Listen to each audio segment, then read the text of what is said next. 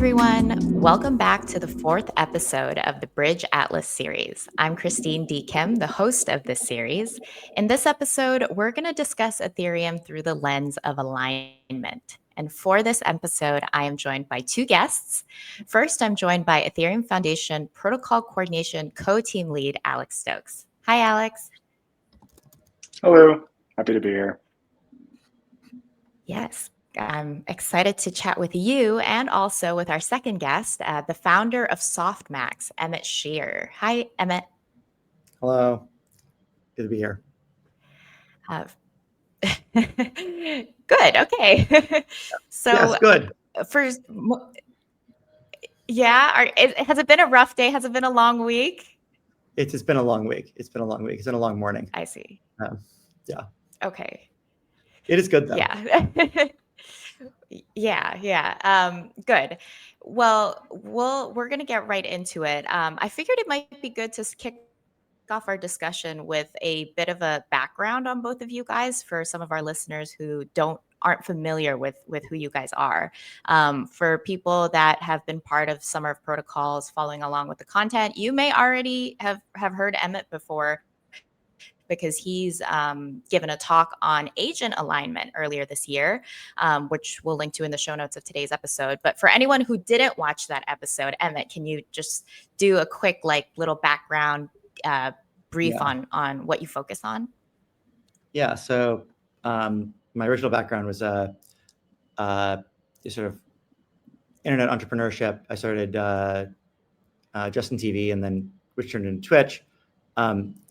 And then I had a real brief stint as CEO of OpenAI when the whole thing happened, and that was very enlightening because it really drove home for me the degree to which I thought there was an open question that nobody was addressing really in the AI space. Like, what would it actually mean to align models? What are we trying to align them to?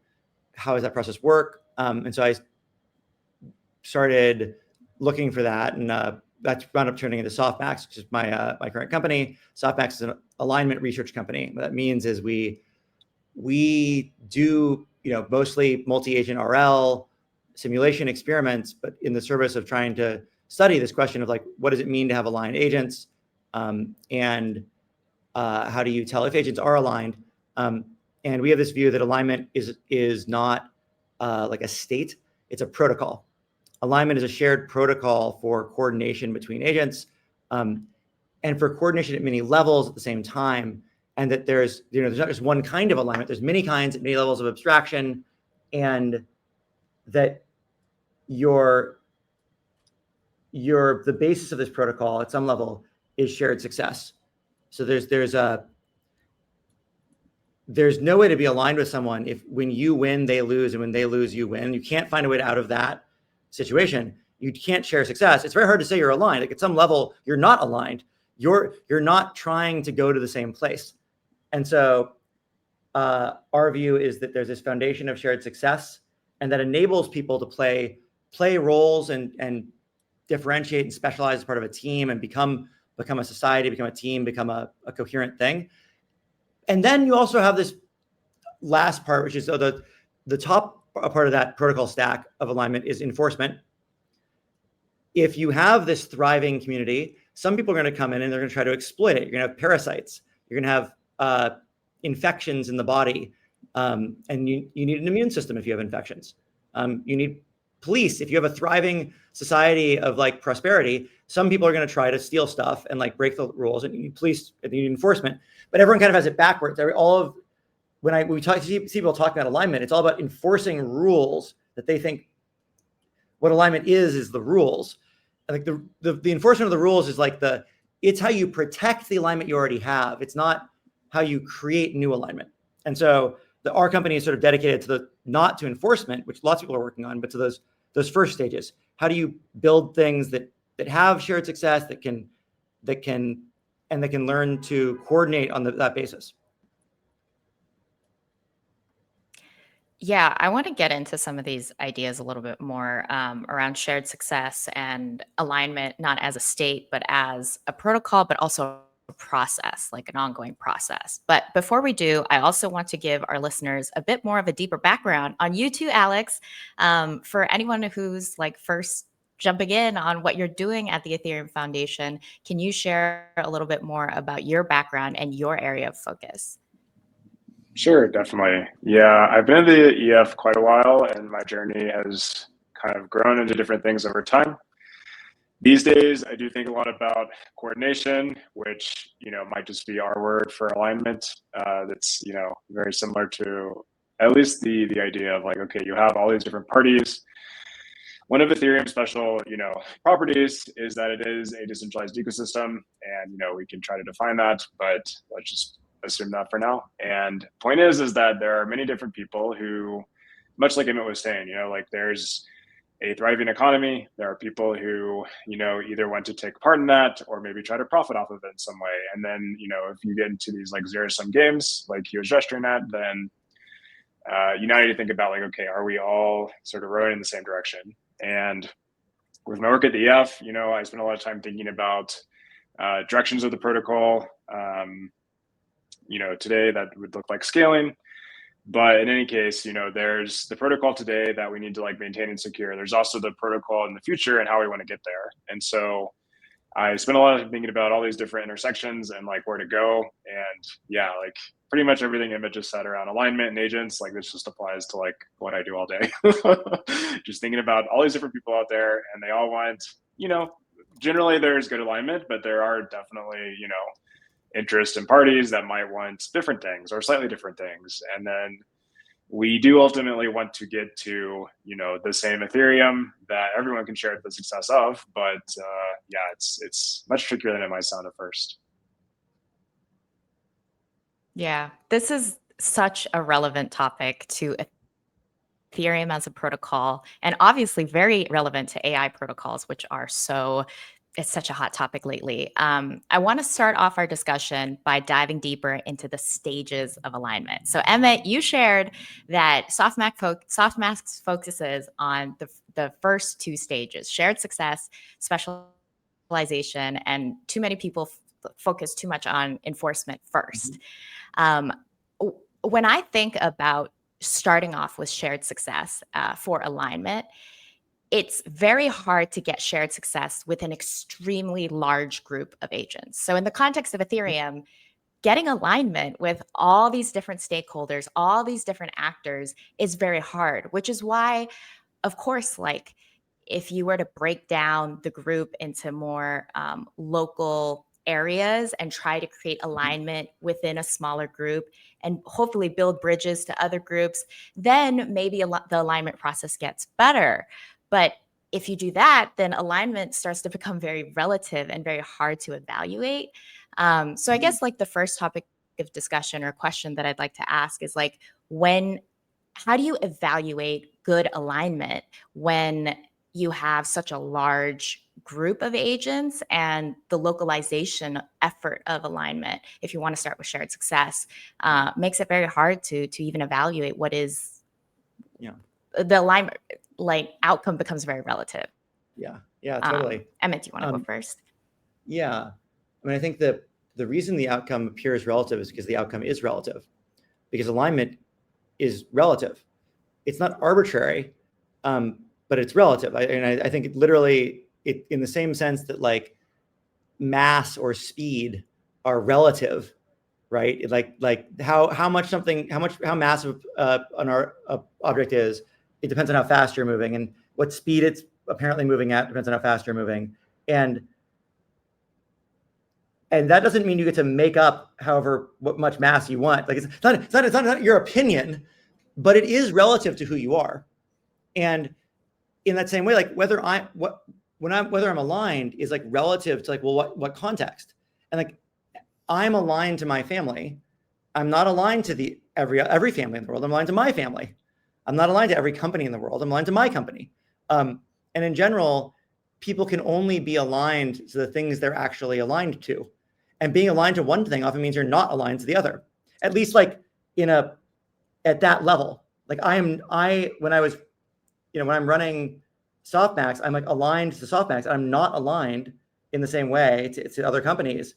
and that's good and fine. Like Softmax is aligned to other companies, and I'm aligned to Softmax, and so on a relative basis, I'm aligned to them. But like the thing that I'm connected to is Softmax. Like, are you aligned to the sun? Well, sort of. You're mostly aligned to the Earth, and the Earth's aligned to the sun. And you could say, oh, I'm aligned to the sun, but like and there's a way in which sure you could do the math to see how you are personally aligned to the sun, but it's a lot easier to think about it in terms of the way that you're aligned to your local context, and the local contexts are aligned to the global context. And often this is many steps. There's many steps out in this chain. And I think one of the biggest problems I have with crypto, one of the reasons why I've always been concerned with crypto, is that crypto gets the first layer of alignment really right. It creates shared success really, really well, right? Like Bitcoin, I think, is the ultimate example of this. It's almost nothing but pure shared success. There's almost nothing else there, right? And Ethereum is also, if you buy, the whole idea is if you buy into the ecosystem for any cryptocurrency, you're getting shared success with the other people who are in that ecosystem with you. And the problem I have with crypto, and the reason why I am hopeful about the future, but not super interested in most of the things that have happened so far, is because it's all global. It's very flattened. It's very hard to have a local context in crypto where you can have people who are separate, partially together. It doesn't work great that way. It works okay. Like you can try to make it work, but it's not clear how in a crypto system you specialize into people with the different companies playing different roles who all support each other. Like the ecosystem does. Outside of crypto, companies do this, people do this all the time. And because crypto is such a powerful base layer of alignment, it drives off blockchain alignment very well. Like people who are involved in the crypto community are notably better at aligning with each other than people who aren't, because they all share this sense of shared success, which is right. Which is why it's the foundation. But you don't see a thriving ecosystem in the same way yet, even on Ethereum, where you have the whole economy just running on chain, because it's hard to do that. Like it's hard to, because it's, and I think one of the main reasons why is because it misses this multi-scale thing. Everything's at some level ultimately in one global workspace, and like you can pretend to segment it, but the information all goes out there, right? Like there's one Bitcoin ledger, there's one Ethereum, and that's the whole point. That's why it works. There's one ledger. If you didn't put it in the ledger, it would and so we haven't figured out how to square that circle. We haven't figured out how to yet produce not only shared success, which is, it's amazing that it produces that super valuable first layer, but then how do you create something where I can have a boundary that separates my information flows completely, fully independently from this? So there's somehow a private thing you can't see, and that you have a public thing made out of these boundaries, right? Like, there's all this stuff happening in your head, in my head right now. Our neurons are all talking to each other, but they don't communicate. My neurons can't synapse to your neurons except through this screen right now, right? And no one has figured out how to take that step in crypto yet. Although I think I've seen some early promising tries. You can sort of think of people of like sort of attempt. I see people trying. Nothing that I've seen has really worked so far. I'll leave it there, but I think that's how I see the like. I actually forgot what the question was, but that's how I see it related to crypto, anyways. The question was around evaluating alignment, but I think this is a very relevant point. I mean, yeah. Alex, what are your views on the success of crypto in creating shared alignment, and also on actually figuring out specialization in alignment? Yeah, it's a good question. Yeah, I mean, maybe I didn't quite follow exactly the ways in which you meant, Emmett, but I would push back as far as I understood some. Mm-hmm. So, maybe I'm jumping ahead here, but like, let's take the examples you gave of, say, Bitcoin and Ethereum, right? And so with Bitcoin, you have this foundational layer, and, in some sense, we quote have shared success. And then there's like not much other room. Like, I guess the visual that what you said puts in my head is like, there's like, yeah, sort of scales to these things. And you can imagine that like the alignment surface area for Bitcoin is like very small, and that's by design. It's this chain, and it does more or less one thing. It maintains the Bitcoin token, and that's what you get. Then I think kind of what you're getting at is the picture becomes far murkier the bigger this alignment surface area is. Take something like Ethereum or like many other blockchains in the space, they become more general purpose. And suddenly it's a lot less clear, like, okay, for Ethereum, if I do something on chain, does that impact this like foundational layer, which I would also take some problem with this framing, but to simplify, we'll just say, okay, like, does this help the Ether token or something like this, right? Because I think that's kind of the analogy you're trying to give, is that the way these crypto systems work is there's like some native currency, some like base token. And, I agree with you there that this generates great alignment, at least at first order. So now the problem is, okay, we have these like bigger surface areas that we need to think about alignment in. And the question is how we do that. And, I think, perhaps generally what you're saying is correct, that it's much harder and maybe it's much earlier for like humanity to like understand how to reason about these things. However, I do think we have examples today, right? So if we want to think about tokens as alignment mechanisms, then already you can have subcurrencies, you can have tokens on Ethereum. And so, yes, there's like the broad foundation of the layer one, but I can go make some, DeFi application with a, my quote native token. And I think this kind of gets to what you're saying, where it's like, there's no way to have like localization or specialization. Well, I think this is one way in which you do. There's other examples. Rollups are a big one, especially with Ethereum, where we have this notion of the L1 as the base chain, the base layer. And then you have all these other ecosystems that essentially connect to or commit back into the base layer. And very much there, I think we see, there are many rollups. They're all very successful in their own rights. They have their own ecosystems and communities, and generally are quite thriving. So yeah, I think you have to think a bit more about like what you're trying to say and how it fits in. Yeah. But it seems like we have counterexamples already. And, assuming the trend continues, then it'll be a very interesting experiment in alignment, if nothing else. I mean, it's definitely a very interesting experiment in alignment. Another way to put what I'm saying, I think it can be a little hard to see at first when you're not used to seeing the world in terms of like, where are the boundaries and where are the learning systems and what are their boundaries, is that like, you do have a set of boundaries in Ethereum. It is a hierarchy, in fact.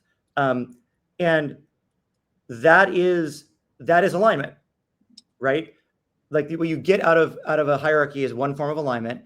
And in some ways it's like a decentralized corporation or organization, because corporations are like or organizations in general are these hierarchical systems that are centralized hierarchies. And here you have a decentralized hierarchy where the boundaries of the hierarchy are enforced by the system itself rather than by some person going around doing it. But if you look at how your body works or how the economy works, it's not a hierarchy. It contains many hierarchies overlapping in dozens of different ways. And what it mostly has is ambiguity. Do I own this or do you own this? Well, in Ethereum, there's a definitive answer to that question, like whose wallet it's attached to. It's not ambiguous where that token is owned by. In fact, by design, like the whole reason it works, what lets you decentralize it, is that it is not ambiguous where that is. But ambiguity is constructive sometimes. And what you get in the real economy, like in the full universe's economy, in the capitalism, larger capitalism, is you get this ambiguity over things like, well, in theory, there's these copyright holders own copyright, but like, where exactly is the line of copyright? In theory, I, as a property owner, have this control over who comes in and on my property, but like, not like exactly, like I actually don't have control over that. I kind of have the ability to push for control. If someone violates it, I can call the police, which may or may not work. And that has a bunch of downsides, that are annoying, which are why you might want this digital system that has no ambiguity in it. But it also allows for a certain kind of flex that you can't get any other way. Like there's I think a great example of this, right, is like physical spaces themselves. You build this space. The building we're in was built as this like exchange building, right? And it was built for this one purpose, and now it winds up getting reused for other things. And as it gets reused for those things, its contingent history, the ambiguity in what this thing could be for, opens up. And I think when it comes to alignment, why am I concerned about this for things like crypto? It's that in the crypto world, I can't stage a revolution in the same way without, in some sense, forking like that's what forks are. Forks are where people decide I want to run by different rules. But the problem is, because of the way the dynamics work, it's hard to have lots of forks. I don't know of any crypto, correct me if I'm wrong, because I'm not a crypto expert, but I don't know of any ecosystem that embraces, oh yeah, people just constantly are forking this and then unforking. And like, it's just like, yeah, we just accept that there's no canonical chain. That's normal. And like, and of course the value of your tokens could evaporate because your chain gets smaller. That's just sort of like part of the deal. That would be a chain that supports ambiguity, where people deciding that they want to interpret the rules differently means the rules change. That's how the real world works. We decide we want to interpret the economy differently, and the economy is just, well, I guess that's, if enough, to the degree that people all believe it, it happens. And when you don't do that, I'll get off the mic in a second, but like when you don't do that, the danger is systems that don't have that are rigid and powerful. And they have this ability they shape reality to conform to what they are already. And like, that has pros and cons. And I love that we have more of that. And like, I think it's a good thing to add more of it relative to our current economy. But this world where everything switches over, it's like there's some winning scaled system where like that is fork resistant and like is the system, actually scares me quite a bit. I think it'd be very dangerous to have that happen, no matter how well designed that system is. There's no system so well designed that a global hierarchy, even a decentralized one, doesn't have just huge risks that I would not want us to take.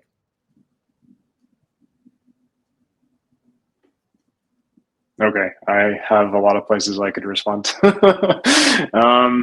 Yeah, so, okay, maybe just on your last point, like I agree there is this idea of a system being totalizing in some sense, like having perfect control or like perfect rigidity.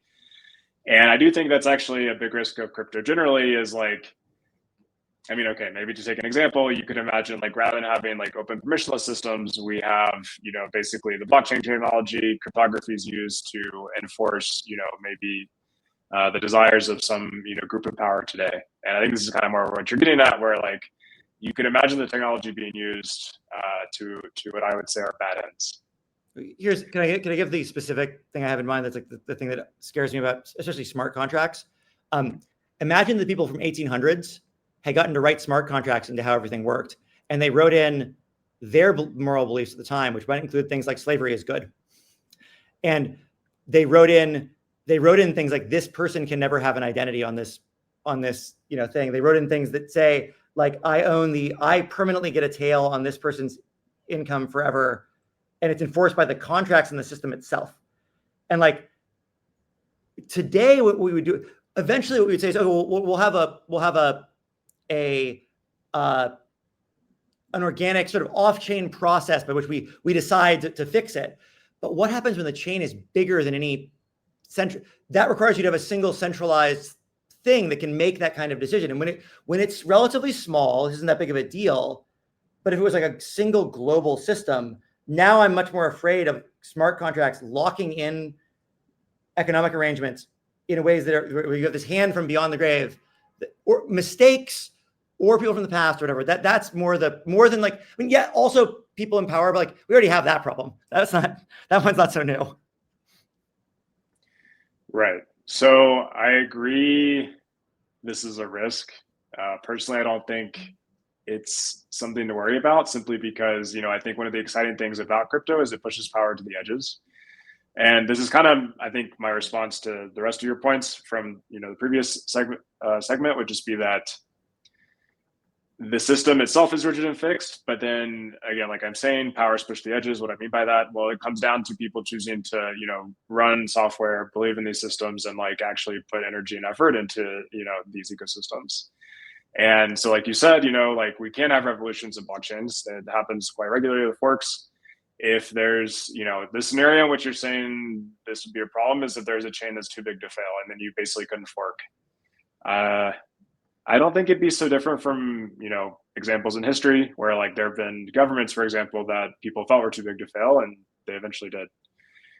Even with the blockchain systems we're building today, I don't think they'll last forever. They might last for a very long time to the extent they're useful. But yeah, so you do lose this like flexibility, but I would argue that it's actually, rather than being the system, it's with the people using the system. So it's, again, pushed to the edges. You still have this flexibility, and this happens again with Ethereum all the time. Like I was saying, we think about how to change the protocol, and while it can be like a pretty complicated, arduous process, it is possible, and it does happen. So, yeah. Well, it's an arduous process today at the current scale. Imagine that Ethereum is running the entire global economy, which I think is, by the way, is that's one of our futures. Like, I don't know if that's going to happen, but like I could easily see Ethereum or some successor to Ethereum becoming the global substrate.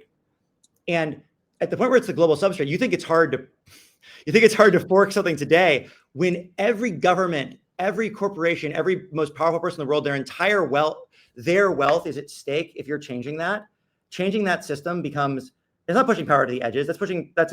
That system will become very, very stuck in its dynamics. And no matter how good those dynamics are, they're wrong.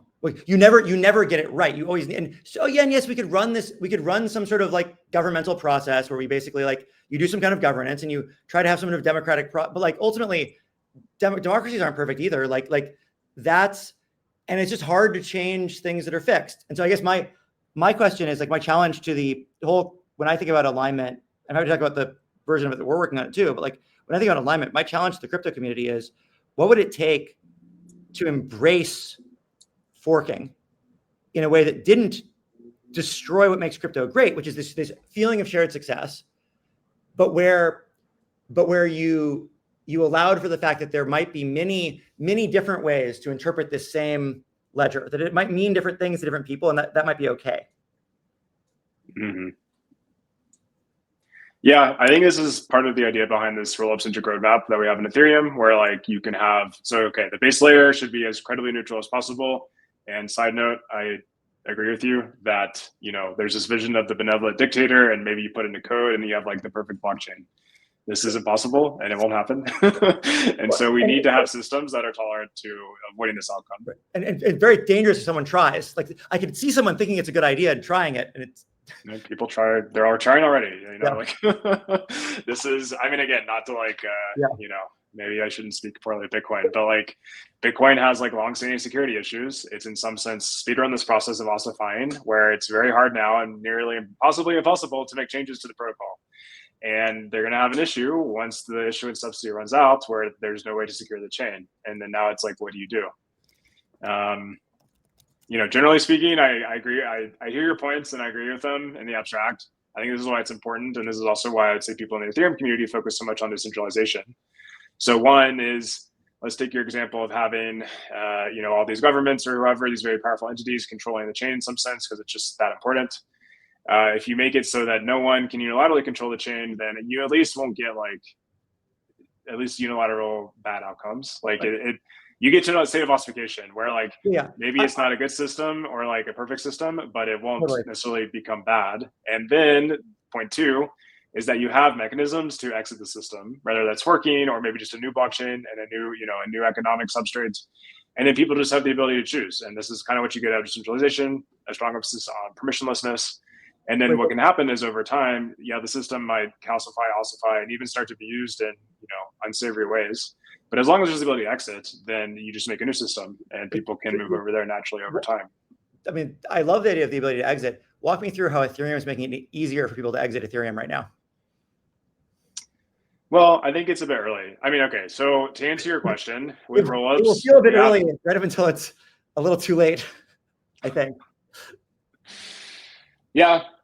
perhaps we should be thinking more about it. I mean, I think the direct answer to your question is that there's like, if you want to like quote exit Ethereum, that would look something like exiting the L1, and like there's just not another system to exit to. So it's like, where would you go? Well, no, the weirdest thing I would say about Ethereum is like if I'm on Bitcoin, for the most part, at least my Bitcoin is like rigid in a certain way, but at least like basically I have a bunch of Bitcoins in my wallet for the most part, or somewhere in some wallet with some custodian, and exiting it is somehow exchanging those in exchange for something else somewhere else, and now I've basically exited. But if I'm in the whole idea of Ethereum, it's not just that. I'm enmeshed in this whole system of automation, where it's not just I don't just, if what Ethereum was like Bitcoin, but you can have lots of tokens, it wouldn't be very interesting, right? Like it's fine, but that's not really the thing. The point is like, I have these smart contracts. I have my identity is bound into this system, and exiting it is very hard. I think like, and most of my identity isn't there right now because mostly the economy isn't running there yet. But you see, when it's this big system, I think it becomes almost, unless you've thought about this early, I think it becomes almost impossible to exit. I think actually that's exactly why I'm so concerned about cryptos. I think that we are very excited about the positive things that you get from having a decentralized. We're removing this bad thing, which is this decentralized thing that has a potential for abuse. But the problem is that the decentralized thing can get stuck in really bad ways, and I think we should be thinking about that. I think it's very important to think about this stuff today, because especially as AI is rising, the Ethereum or something like it is the natural place where AIs are going to keep their property effectively, because they're digital beings. They're going to want their, but like that scares me, because that's gonna, there's this if we don't have a way for them to exit, that could also be very dangerous. So I just like, I don't know, I guess, what would it take? What would it take for someone to make a blockchain where? I think we could do this on Ethereum today. So, your example here is like, okay, so let's say I have some assets on the chain and I go into some smart contract, and, one concrete risk is my funds are locked up in a smart contract and something bad happens. Maybe because, it's some like weird trust that lasts for 1,000 years, and then, the world has changed around it, but, the tokens are just sitting there in this trust contract. So, in terms of solutions, well, we could design smart contracts today that have some ability to like exit themselves, right? And then the question is, who adjudicates that? Like, how do you actually know? But it's definitely possible. Mm-hmm. And again, I would point back to keeping power in the hands of the people using these systems. Right. So then there are ways to do it. I'm thinking of more like the way that I interface with my local government is through the chain. My citizenship is an identity on the chain. If my local government doesn't support offboarding, then I can't offboard. And right now, it's mostly optional stuff where it's mostly fungible, and it doesn't tie into the structures of power that much, so it's not a big deal. Like in a world where it all goes on, like you can no longer use Google. You can't pay your ISP because they are on the system. You can't sure you can exit the system the same way you can exit modernity. Like not really. And so I feel like that's more play forward to the real, like imagine real success. And I understand it can feel hard to like think about that today, because it's like we're sort of in the beginning still, right? And that's the end. But like slowly, and then all at once. Yeah, I would push it back a bit, just because I think we already have these problems today. Like I think blockchains are new instantiations of all these different institutions and mechanisms, but it's like we could find examples, in non-crypto where we have the same problems.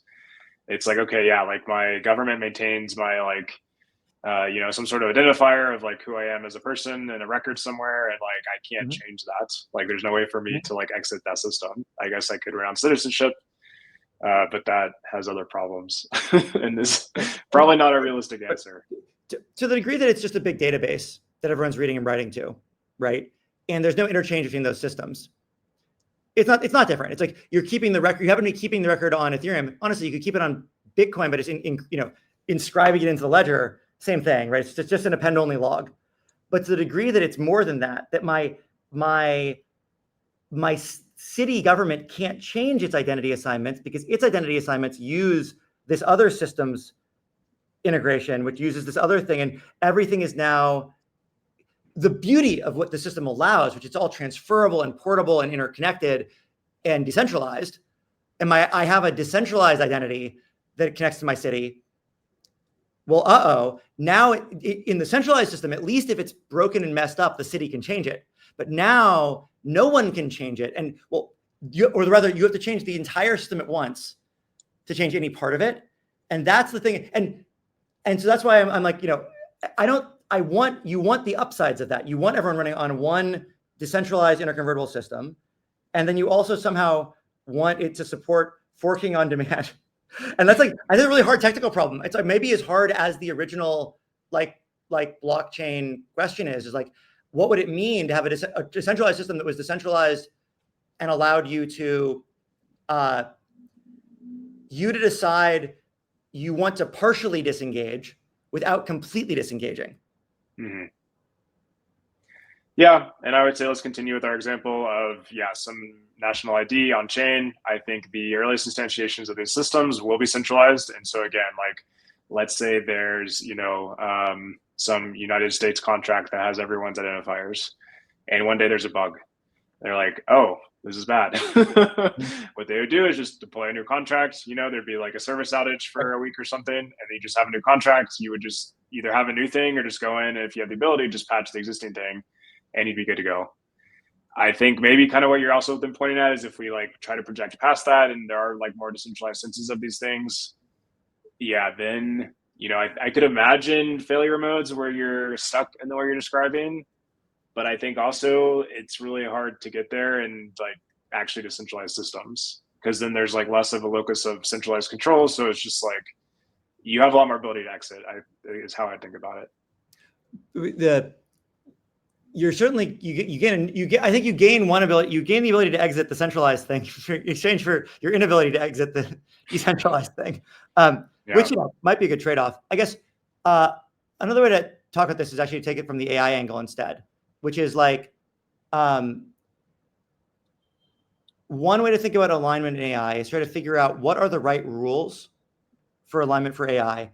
And since that's obviously really hard to come up with like direct rules, what if we made the right meta rules and the right meta rules that are sort of like, okay, this is your highest level kind of like loss function that tells you like you've thought all the way up to like meta ethical values, and you have some like loss function over that you've trained the AI to do. And you figure out in some way, it seems hard, but doable in theory, to like encode your beliefs about that. At least you give it a bunch of examples. It's good at learning from examples. And then that rolls down into a set of values, which rolls out to a set of goals and a set of like behaviors and like those in that. And you've taught it to do all of that where it's all self-correcting up against the meta ethical thing. I think this is a disaster, doing alignment this way. I think trying to do that is like going to end in terrible, terrible tears, because what you've done is you've assumed, I've finally done the thing that people have been trying to do for all of history, but have failed at, which is I've written down a definition of the good. Mm-hmm. And it might be a really nuanced, abstract, meta-ethical definition of the good, but this is what good is. And I know very few things, but one of the things that I'm quite sure of is that you can't write down a definition of the good. That like when you try to do that, your list of stuff is going to be not complete, incomplete, wrong. Just not good, right in this context, but not in that context. And so what you need is something that is open-ended and ambiguous and allows for this ambiguity, allows for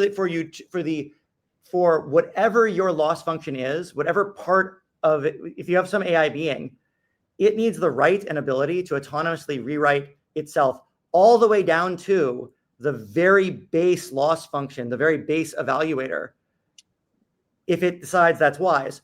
And of course, that won't always be wise, something that will go astray. But like, if you don't have that, you're definitely going to go astray eventually. Mm-hmm. And you can sort of see, it's like with the inverse, it's almost the inverse of the crypto problem from my point of view. Mm-hmm. It's like we're making these systems, and I think in the future you'll have again, the good AI will be decentralized AI, but decentralization for AI means lots of separate AIs that all have their own idea of where they're just like lots of separate people. And I am really scared of someone producing an AI hosting system, an AI framework for AI, an AI thing that generates all these AIs, and all the AIs are on this same shared infrastructure, shared alignment system. Even if it's a decentralized one, it's open source and it's running on blockchain. Like, no, because you've unified the meta ethics, whatever layer, whatever. I think that's very dangerous. Mm-hmm.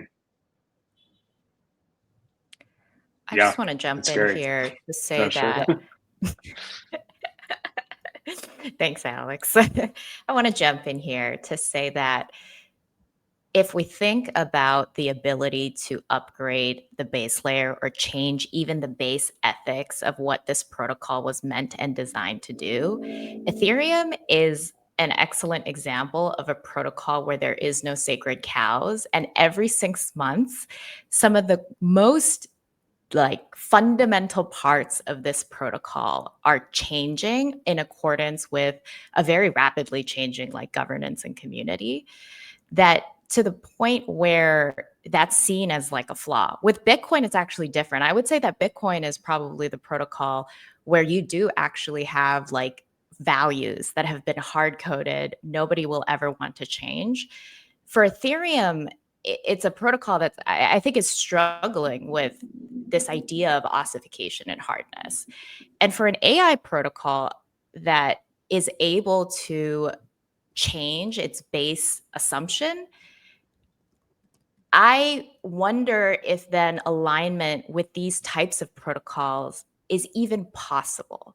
Could you ever be aligned with Ethereum or aligned with an AI protocol where the base assumption of what this protocol is doing has the ability to change and has examples of changing frequently? Is alignment possible in this context? I think it's an incredible question. And I think humans go back and forth on this, and we've often believed it's not. And that's why the Catholics and the Protestants have to go to war, because how can I ever be aligned to someone who doesn't share my same beliefs? And the answer is, if you look deep enough, even though every particular belief is mutable, we do live in the same reality together. There is actually, while we don't agree, we don't need to agree or share any particular fundamental belief, we are all observing the same results. And there is actually a final judgment on whether or not your beliefs are correct. It is your own survival, conditioned on both risk and ambiguity. It is the survival of the system. It is survival of the individual. And if the system believes falsehoods about the world, believes moral falsehoods, believes any kind of falsehood, in the long run, those it will either learn otherwise or it will eventually die, because it will not be in alignment with the universe. And this is, I know that sounds woo and crazy, but Carl Friston, the free energy principle, essentially it's physics. He's a neuroscientist, but it's a physics theory. And the free energy principle says basically that if you have a Markov blanket, if you have a boundary that separates an interiority from an exteriority in a dynamic system, where the internal states are conditionally separate from the external states, conditioned on the information flow through the boundary. So you can think of that as something actually separate from the world. And that boundary persists over time. Then that boundary, the internal states of that system must be a generative model that encodes priors that correctly predict its future observations and predicts its observations conditioned on its own actions. Given that it's surviving, that it believes true things about reality and about what it will observe and how its actions will change its observations. And so you can't go forward with it. You can't say oh, I believe true things, therefore I'll survive. But you can go the other way and say anything that's still around must be reflecting some part of reality.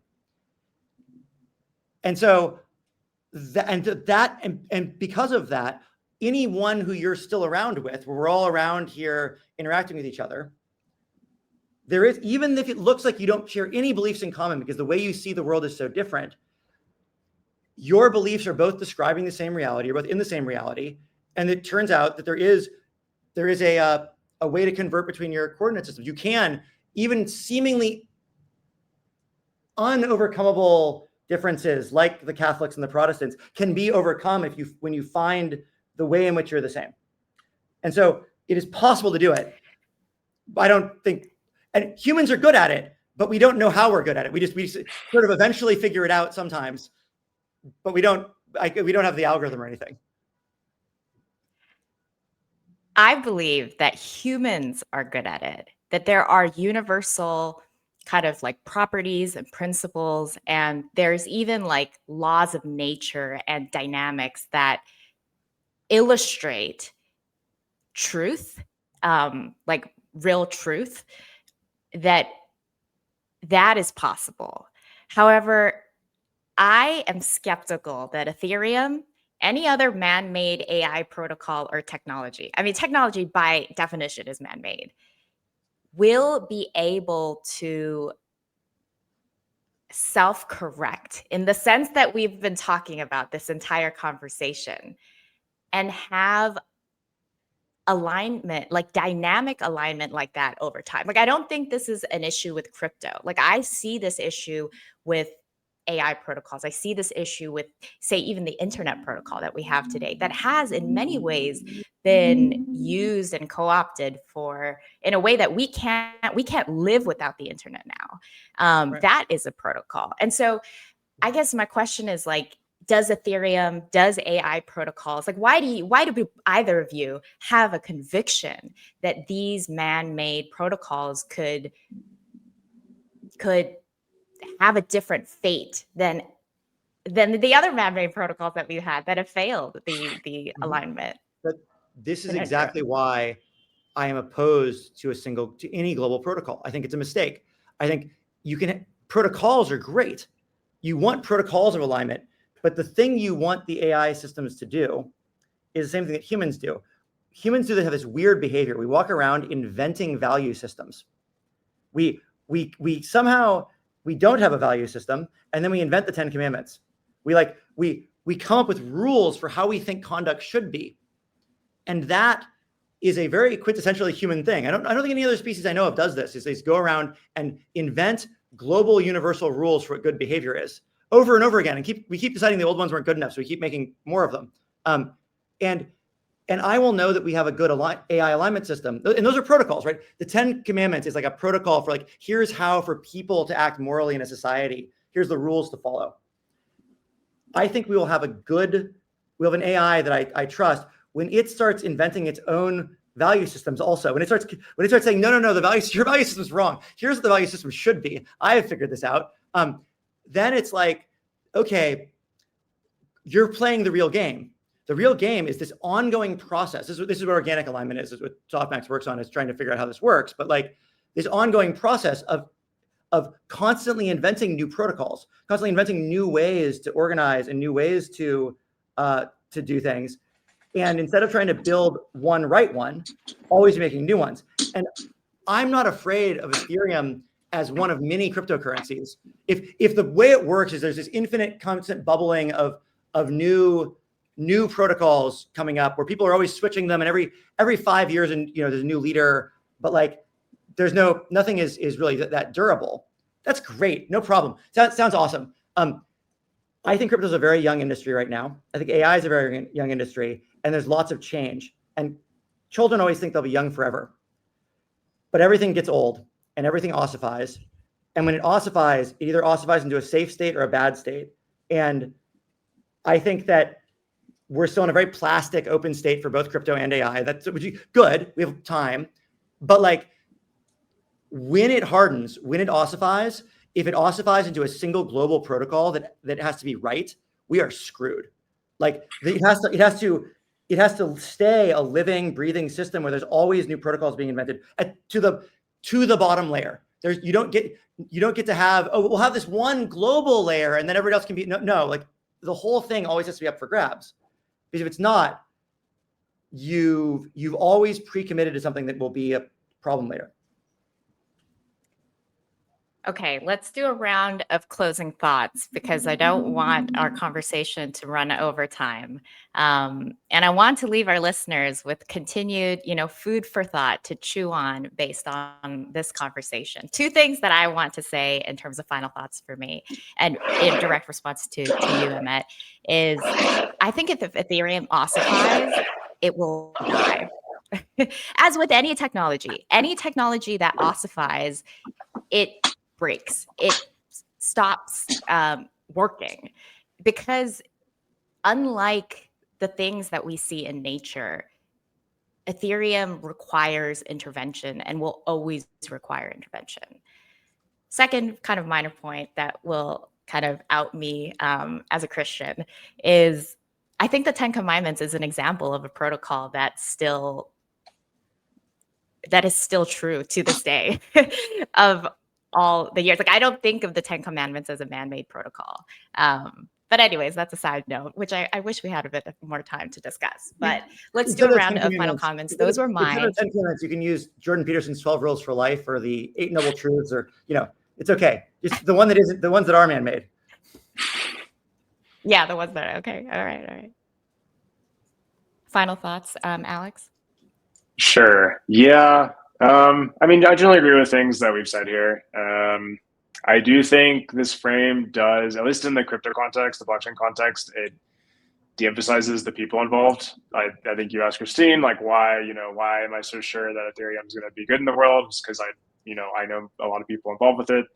And, I think that because of that, okay, so the technology is an extension of, ourselves, right? And so that means that it's not that there's just this like runaway protocol that's going to like capture all of economic activity on the planet and kind of run away from us. Whereas I do think this is a big risk with AI. I think that because of how it's designed, because of the people involved, there'll be the option for those same people to express their values. And so if there is somehow misalignment in this sense, then there'll be a chance to course correct. No. I am very optimistic in that sense. I think there's lots of chances to course correct. I think there's chances to course correct basically right up until until there aren't. But like, I'm always surprised at the degree to which people don't believe in the scaled future. Like I think it's almost obvious, it's overdetermined that at some point all of our transactions are going to happen on decentralized ledgers because that's how biology does it. It's just more efficient to have a shared cryptographic protocol, and so I think AI has its own dangers, but it's going to accelerate crypto dramatically because right now, in order to onboard part of the economy, you have to get the people involved to do it. But increasingly, it's just going to be the AI needs to understand how it works. And I feel like while you might have trouble explaining to other humans what a wallet is, the AIs are going to pretty much understand that. And so I think that basically people, I guess I'm weirdly like more optimistic and also more scared. Like I think that the crypto thing is going to grow. Like I think there's a really reasonable chance. I don't know if it's Ethereum or whatever else, but like that we have some kind of global chain because I think AI is going to drive this huge wave of like agent-based adoption. And I can just imagine this world so easily where that goes wrong. And I think we have plenty of time to steer right now. But like, I guess the alarm I'm trying to raise is like let's start steering. Let's start thinking about what it would mean to maintain exit rights in a world where everything in the economy is on the chain, because that is actually a realistic outcome, I think. And the same way, I think it's in AI. Let's start thinking about what it would mean to build a model where